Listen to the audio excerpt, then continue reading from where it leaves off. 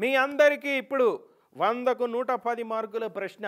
Gadwal MLA Bandla Krishnamohan Reddy sir ఏ పార్టీలో ఉన్నాడు? Option A Congress party, option B BRS party, option C confusion party, option D పైవేవి కాదు.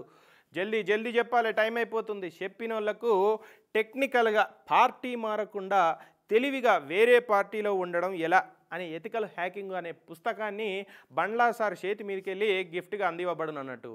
ఆ బుక్ మరి లిమిటెడ్ ఎడిషన్, బయట ఏడ దొరకది. బండ్లా సార్ రాసిన బుక్కే అది. జల్దీ చెప్పాలి, కమాన్ కమాన్. ఇక మీరు చెప్పేటట్టు లేరు కానీ ఆ టెన్షన్ తట్టుకోలేక సారే చెప్పేస్తాడట పారి.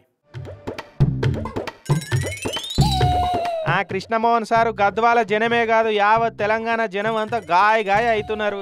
ఇంతకు బండ్ల కృష్ణమోహన్ రెడ్డి సారు ఏ పార్టీలో ఉన్నాడు అన్నది ఇప్పుడు బేతాల ప్రశ్న లెక్కనే మిగిలిపోయింది.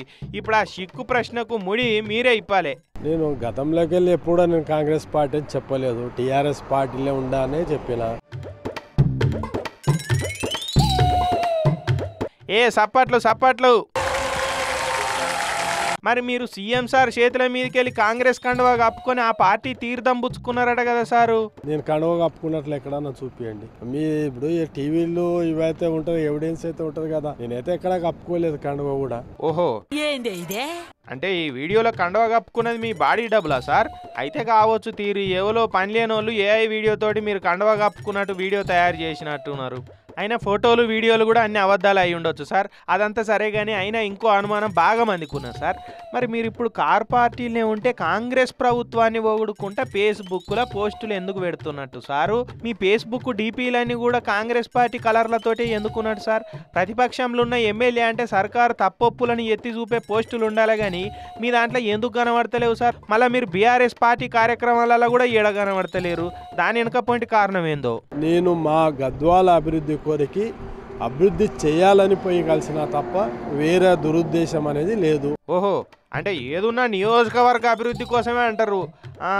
అందుకేనా గద్వాల అభివృద్ధి ఇప్పటికే రాకెట్ స్పీడ్ తోటి ఉరుకుతున్నది? అన్ని బాగానే చెప్పారు కానీ సారు, మరి కార్ పార్టీలనే ఉంటే పార్టీ ఫిరాయించిరని ఇంతమంది ఎమ్మెల్యేలు ఉండగా స్పీకర్ సార్ మీకే ఎందుకు నోటీసులు ఇచ్చినట్టు సార్? మరి నేను మా లీగల్ ఒపీనియన్ తీసుకొని దానికి జవాబిస్తాను. కోడింగ్ నేర్చినమ్మ టెస్టింగ్ చేయదన్నట్టు భలే చెప్పారు సార్. కానీ దొంగది కాదు దొడ్లకు రాదన్నట్టు పార్టీ ఫిరాయించలేదంటారు, కార్ పార్టీలనే ఉన్నా అని చెప్తుంటారు. కానీ ఫిరాయింపుల నోటీసులు వచ్చినాయని కూడా మీరే చెప్తారు. వకీళ్ళు చెప్పినట్టు నడుచుకుంటా అని కూడా మీరే అంటారు. నియోజకవర్గ అభివృద్ధి కోసం ఎన్ని నైపుణ్యాలు నేర్చుకున్నారు సారు. All the best. మీ నియోజకవర్గ అభివృద్ధికి వచ్చే 15 ఆగస్టుకు దేశంలోనే ఉత్తమ నియోజకవర్గం అభివృద్ధి అవార్డు రావాలి సార్. కానీ పాలిటిక్స్లోకి పోయినాక ఇంత కాన్ఫిడెన్స్ వస్తుందా? ఇంత కాన్ఫిడెన్స్ పెట్టుకునే పాలిటిక్స్లోకి పోతారా ఎట్లనే తెలియదు లీడర్లను చూస్తుంటే కదా. ఎన్ని లలిత కళలు ఉంటాయి అబ్బా మన లీడర్ల లోపల. సూపర్ కదా.